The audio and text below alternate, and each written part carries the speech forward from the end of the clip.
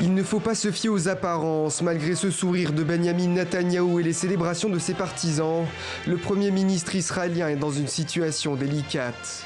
Contraint à convoquer un nouveau scrutin après avoir échoué à former un gouvernement en avril, il se retrouve désormais dans une situation encore plus tendue que celle des mois précédents.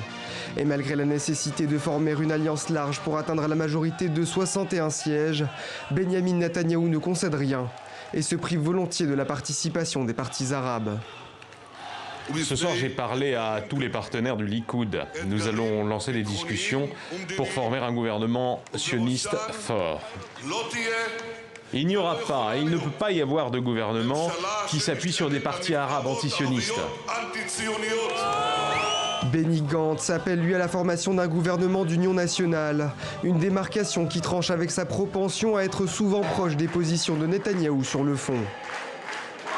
À partir de ce soir, nous entamerons les négociations pour former un large gouvernement d'union qui exprimera la volonté du peuple. Le jeu des alliances promet d'être délicat. Les deux grands partis vont devoir accepter de s'allier à des formations politiques moindres.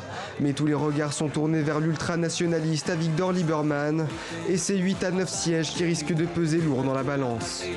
Nous n'avons qu'une option, un gouvernement national, libéral et large, incluant mon parti, le Likoud, et le parti bleu et blanc.